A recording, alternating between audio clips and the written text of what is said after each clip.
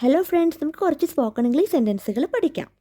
First point, കൊടുങ്കാറ്റ് പല ഭക്ഷ്യവിളകളും വീടുകളും നശിപ്പിച്ചു. നമുക്ക് എങ്ങനെ ഇംഗ്ലീഷിൽ എഴുതാമെന്ന് നോക്കാം. അപ്പം നശിപ്പിച്ചു എന്ന് കേൾക്കുമ്പോഴേ അറിയാം ഒരു കഴിഞ്ഞു പോയ കാര്യമാണ്. അപ്പം ഈ ഒരു സെൻറ്റൻസ് എന്ന് പറഞ്ഞാൽ ഒരു സിമ്പിൾ പാസ്റ്റ് ടെൻസ് സെൻറ്റൻസ് ആണ്. അപ്പം നമുക്ക് എങ്ങനെ ഇംഗ്ലീഷിൽ എഴുതാമെന്ന് നോക്കാം. കൊടുങ്കാറ്റ് എങ്ങനെ ഇംഗ്ലീഷിൽ പറയാം? Storm, STORM, Storm. ഭക്ഷ്യവിളകൾ നമ്മൾ പറയത്തില്ലേ, വിളകൾക്ക് നമ്മൾ എങ്ങനെ ഇംഗ്ലീഷിൽ പറയാം? Crops, CROPS, crops. പിന്നെ എന്താ നശിപ്പിച്ചത്? വീടുകൾ. നശിപ്പിക്കുകയുടെ ഇംഗ്ലീഷ് എന്താ? ഡിസ്ട്രോയ്. അപ്പോൾ ഇവിടെ നശിപ്പിച്ചു എന്നാണ്. അപ്പം നമ്മൾ പാസ്റ്റ് ഫോമിലോട്ട് ആക്കിയിട്ട് എഴുതണം. അപ്പം എങ്ങനെ എഴുതാൻ നമുക്ക് നോക്കാം. കൊടുങ്കാറ്റ് പല ഭക്ഷ്യവിളകളും വീടുകളും നശിപ്പിച്ചു. അപ്പം നമുക്ക് എങ്ങനെ എഴുതാം? The Storm, STORM, the Storm. അപ്പം നശിപ്പിക്കുക. അപ്പം നശിപ്പിക്കുക എന്ന് വെച്ചാൽ എന്താ? ഡിസ്ട്രോയ് എന്നാണ്. അപ്പം ഇവിടെ നശിപ്പിച്ചു എന്നായതുകൊണ്ട് നമ്മൾ ഡിസ്ട്രോയുടെ കൂടെ നമ്മൾ ED ആഡ് ചെയ്യും. ED. അപ്പോൾ ഡിസ്ട്രോയിഡ് എന്നായി. അപ്പോൾ ഡിസ്ട്രോയുടെ പാസ്റ്റ് ഫോം നമ്മളാക്കി ഡിസ്ട്രോയിഡ് എന്ന്. അപ്പം ദ സ്റ്റോം ഡിസ്ട്രോയിഡ് പല ഭക്ഷ്യവിളകളും വീടുകളും എന്നാണ്. അപ്പം ഈ പല എന്നുള്ളതിന് നമ്മൾ എന്താ എഴുതുക? മെനി. അപ്പം ഭക്ഷ്യവിളകൾ എന്ന് നമുക്ക് എങ്ങനെ എഴുതാം? Crops, CROPS, crops. പിന്നെന്താ നശിപ്പിച്ചത്? ആൻഡ് ഹോംസ്, വീടുകളും വിളകളും ആണ് നശിപ്പിച്ചത്. അപ്പം നമുക്ക് ഒന്നിച്ച് പറഞ്ഞു നോക്കാം. The storm destroyed many crops and homes. അപ്പോൾ കൊടുങ്കാറ്റ് പല ഭക്ഷ്യവിളകളും വീടുകളും നശിപ്പിച്ചു. അപ്പം നമ്മൾ ഈ ഒരു സെൻറ്റൻസ് എങ്ങനെ എഴുതിയത് നമുക്ക് ഒന്നും കൂടെ ക്ലിയർ ആയിട്ട് നമുക്ക് നോക്കാം. അപ്പം ഇവിടെ നിങ്ങൾ ഓൾറെഡി ഞാൻ പറഞ്ഞു, നമ്മൾ എന്താണ് ഡിസ്ട്രോയെ നമ്മൾ പാസ്റ്റ് ഫോമിലോട്ടാക്കി, ഡിസ്ട്രോയിഡ് ആക്കി. ED യൂസ് ചെയ്തിട്ട് പാസ്റ്റ് ഫോമിലോട്ടാക്കി.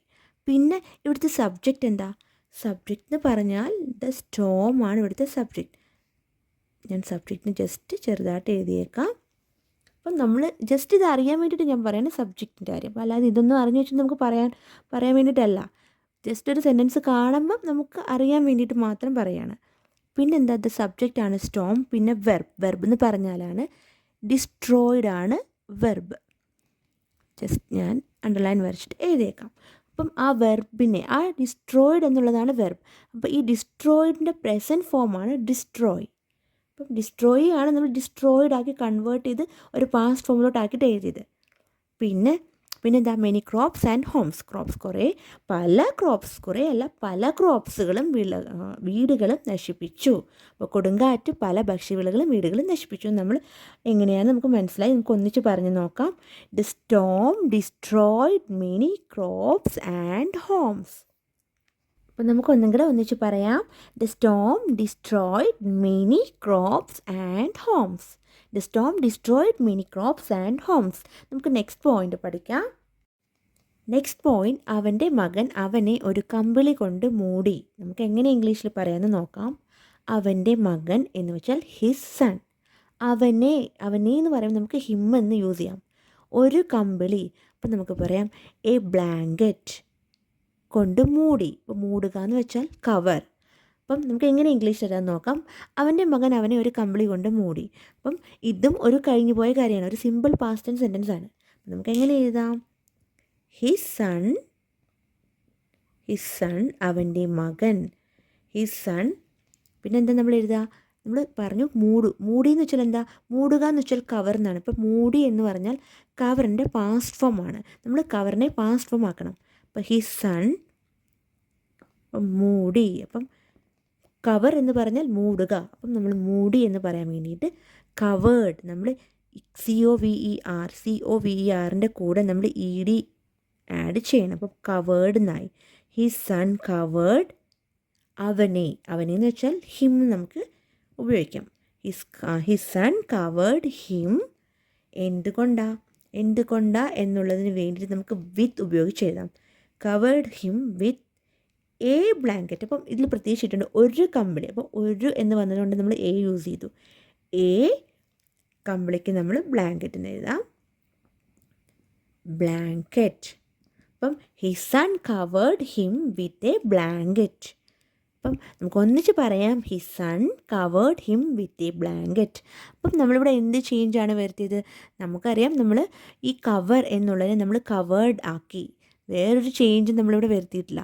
ഇത് ഒരു കഴിഞ്ഞു പോയ കാര്യമാണെന്ന് മനസ്സിലാക്കാൻ വേണ്ടി ഇത് മാത്രമേ ഇവിടെ ചേഞ്ച് വരുത്തിയിട്ടുള്ളൂ.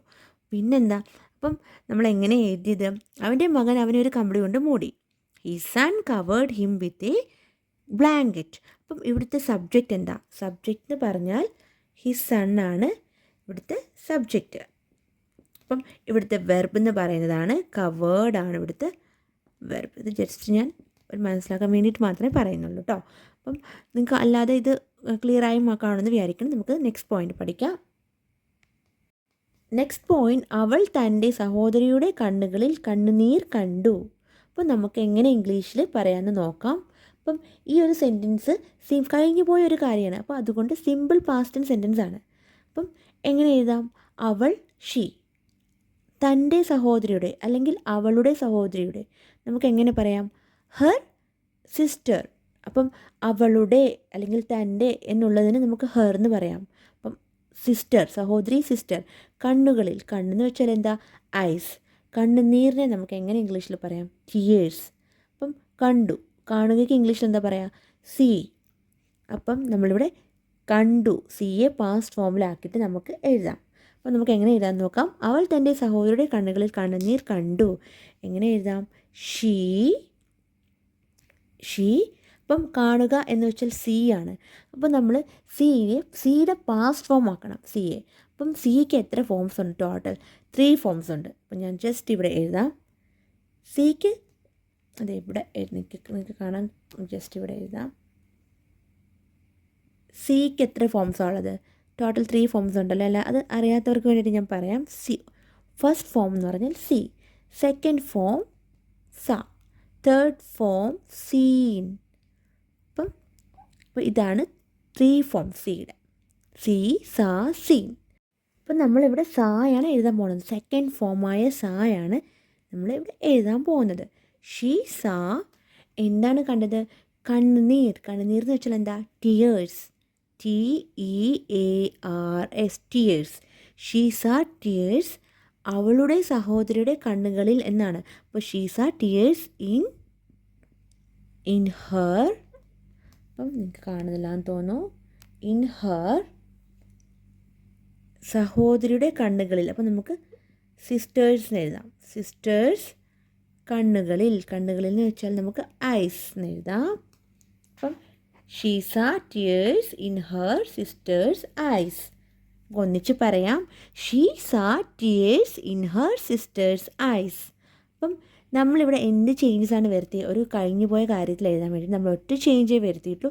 നമ്മൾ കാണുക എന്ന് വെച്ചാൽ സി എന്നല്ലേ. അപ്പം നമ്മൾ സി മാത്രം ചേഞ്ച് വരുത്തി. സിയുടെ സെക്കൻഡ് ഫോമാണ് നമ്മളിവിടെ എഴുതിയിരിക്കുന്നത്. അപ്പം വേറൊരു ചേഞ്ചും വരുത്തിയിട്ടില്ല ഈ ഒരു സെൻറ്റൻസിൽ. ഇത് മാത്രമേ വരുത്തിയിട്ടുള്ളൂ. പിന്നെ സബ്ജക്റ്റ് എന്ന് പറഞ്ഞാൽ എന്താ? സബ്ജക്റ്റാണ്. ഷീ ആണ് ഇവിടുത്തെ സബ്ജക്റ്റ്. അപ്പം ഞാൻ ജസ്റ്റ് ചെറുതായിട്ട് എഴുതിയേക്കാം. അപ്പോൾ വെർബ് എന്ന് പറഞ്ഞാൽ സോയാണ് വെർബ്. അപ്പം ഒരു സിമ്പിൾ പാസ്റ്റ് ടെൻസ് സെൻറ്റൻസ് ആണ് ഇത്. അപ്പം നിങ്ങളുടെ പറയാം, അവൾ തൻ്റെ സഹോദരിയുടെ കണ്ണുകളിൽ കണ്ണുനീർ കണ്ടു. She saw tears in her sister's eyes. നമുക്ക് നെക്സ്റ്റ് പോയിന്റ് പഠിക്കാം. നെക്സ്റ്റ് പോയിന്റ്, ഒരു സ്വാർത്ഥ ഹൃദയം മറ്റുള്ളവരെ വേദനിപ്പിക്കുന്നു. നമുക്ക് എങ്ങനെ ഇംഗ്ലീഷിൽ എഴുതാമെന്ന് നോക്കാം. അപ്പം ഒരു സ്വാർത്ഥ ഹൃദയം. അപ്പം എങ്ങനെ പറയാം ഇംഗ്ലീഷിൽ? നമുക്ക് സ്വാർത്ഥത എങ്ങനെ പറയാം? സെൽഫിഷ്. ഹൃദയം ഹേർട്ട്. അപ്പം ഒരു സ്വാർത്ഥ ഹൃദയം, എ സെൽഫിഷ് ഹേർട്ട്. മറ്റുള്ളവരേക്ക് നമുക്ക് പറയാം അതേഴ്സ്. വേദനിപ്പിക്കുക നമുക്ക് എന്താ പറയുക? ഹേർട്ട്സ്. HURTS, hurts. അപ്പം എങ്ങനെ എഴുതാൻ നോക്കാം ഇംഗ്ലീഷിൽ. ഒരു സ്വാർത്ഥ ഹൃദയം മറ്റുള്ളവരെ വേദനിപ്പിക്കുന്നു. അപ്പം എങ്ങനെ എഴുതാം നമുക്ക്?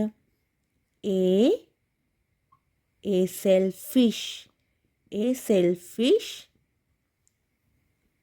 heart, HEART, heart, ഹൃദയം. A selfish heart. ഹേർട്ട്സ്, ഇത് ഹേർട്ട്സ് ആണ്. HURTS, വേദനിപ്പിക്കുക. ഹേർട്ട്സ്, വേദനിപ്പിക്കുക. അപ്പം ഇത് ഹേർട്ട്സ്.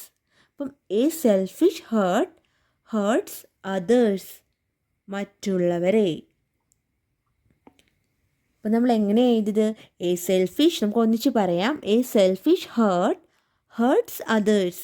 ഒരു സ്വാർത്ഥ ഹൃദയം മറ്റുള്ളവരെ വേദനിപ്പിക്കുന്നു. A selfish hurts others. ഒരു സ്വാർത്ഥ ഹൃദയം മറ്റുള്ളവരെ വേദനിപ്പിക്കുന്നു. നമുക്ക് നെക്സ്റ്റ് പോയിന്റ് പഠിക്കാം. നെക്സ്റ്റ് പോയിന്റ്, ഒരു മാറ്റം ആളുകളെ വീണ്ടും തിരികെ കൊണ്ടുവരാൻ കഴിയും. നമുക്ക് എങ്ങനെ ഇംഗ്ലീഷിൽ എഴുതാമെന്ന് നോക്കാം. മാറ്റം എന്ന് വെച്ചാൽ എന്താ? ചേഞ്ച്. അപ്പം ഒരു മാറ്റം, എ ചേഞ്ച് നമുക്ക് എഴുതാം. ആളുകൾ, പീപ്പിൾ. വീണ്ടും എന്ന് വെച്ചാൽ എന്താ? എഗെയിൻ, തിരികെ എന്ന് വെച്ചാൽ ബാക്ക്. കൊണ്ടുവരിക എന്ന് പറഞ്ഞാൽ എങ്ങനെ നമ്മൾ പറയാം? ബ്രിങ്. കഴിയുന്ന നമ്മൾ ഇംഗ്ലീഷിൽ ക്യാൻ എന്ന് പറയാം. അപ്പം ഒരു മാറ്റം ആളുകളെ വീണ്ടും തിരികെ കൊണ്ടുവരാൻ കഴിയുമെന്ന് നമുക്ക് എങ്ങനെ എഴുതാമെന്ന് നോക്കാം. എ ചേഞ്ച്, ഒരു മാറ്റം, എ ചേഞ്ച്. പിന്നെ നമ്മൾ എന്താ എഴുതുക? കഴിയും എന്നുള്ളത് നമ്മൾ ക്യാൻ യൂസ് ചെയ്തു. എ ചേഞ്ച് ക്യാൻ, കൊണ്ടുവരിക, bring. A change can bring ആളുകൾ, people. A change can bring people back, തിരികെ. ബാക്ക് എഗെയിൻ, വീണ്ടും. അപ്പം നമ്മൾ എങ്ങനെ എഴുതിയത്? നമുക്ക് ഒന്നിച്ച് പറഞ്ഞു നോക്കാം. A change can bring people back again. A change can bring people back again. ഒരു മാറ്റം ആളുകളെ വീണ്ടും തിരികെ കൊണ്ടുവരാൻ കഴിയും. A change can bring people back again. അപ്പം ഫ്രണ്ട്സ്, അപ്പോൾ ഇന്നത്തെ സ്പോക്കൺ ഇംഗ്ലീഷ് സെൻറ്റൻസുകൾ കഴിഞ്ഞു. അപ്പം നിങ്ങൾക്ക് ക്ലാസ് ഇഷ്ടപ്പെടുകയാണെങ്കിൽ സബ്സ്ക്രൈബ് ചെയ്യാൻ മറക്കല്ലേ. Okay, bye friends.